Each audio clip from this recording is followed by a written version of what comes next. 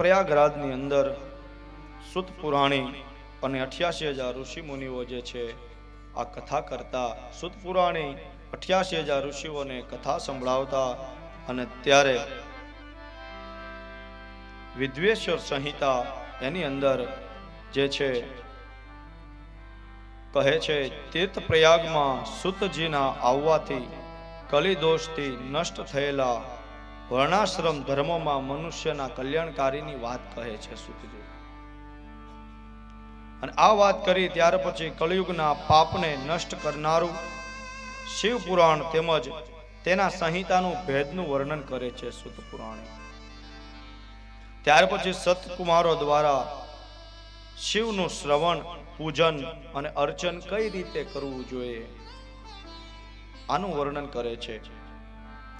અને સુત પુરાણી કહે છે કે મને ભગવાન વેદ વ્યાસ પાસેથી આ શિવ પુરાણ મળ્યું, અને એમને જે છે નંદિકેશ્વર દ્વારા મળ્યું, અને નંદિકેશ દ્વારા જે છે એ શિવલિંગ પૂજનનું વર્ણન કરવામાં આવ્યું છે, જે એ હું તમને કહું છું. અને ત્યારે સુત પુરાણી જે છે એ સનત કુમારોને શિવલિંગનો મહિમા વર્ણવે છે,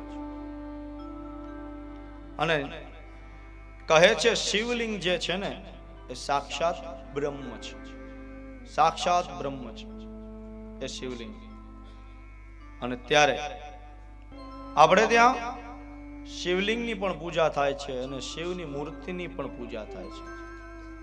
તો આ બંનેમાં પણ શું તફાવત છે એ શિવ પુરાણની અંદર વર્ણન કરવામાં આવ્યું છે. બોલે લિંગ જે છે નિષ્કલ રૂપ છે અને મૂર્તિ જે છે ને એ વેર રૂપ છે. એમાં શિવલિંગ જે છે નિષ્કલ રૂપ કીધું એ નિરાકાર છે. કેવા છે? નિરાકાર. ભગવાન મહાદેવનું રૂપ નિરાકાર છે.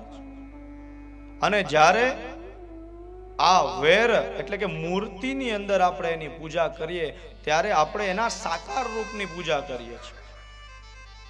ભગવાનની મૂર્તિ એ સાકાર છે અને લિંગ જે છે નિરાકાર છે.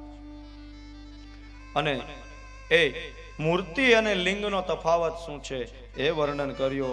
અને ત્યારે કહે છે દેવતાઓની જે છે ને એની મૂર્તિની પૂજા થતી હોય છે, દેવતાઓની મૂર્તિની પૂજા થતી હોય, પણ આ તો મહાદેવ છે.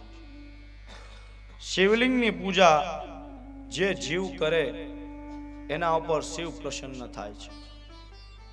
અને એ જ બ્રહ્મ જે છે લિંગ છે શું છે? બ્રહ્મ. અને ત્યારે એ શિવ પોતે બે સ્વરૂપે, એક તો લિંગ સ્વરૂપે એની પૂજા થાય અને મૂર્તિ સ્વરૂપે થાય. અને એ લિંગની અંદર એ લિંગની પૂજા જે કરે એને પરમ સિદ્ધિ પ્રાપ્ત થાય છે. શિવલિંગની પૂજા હરેકના ઘરમાં થવી જોઈએ.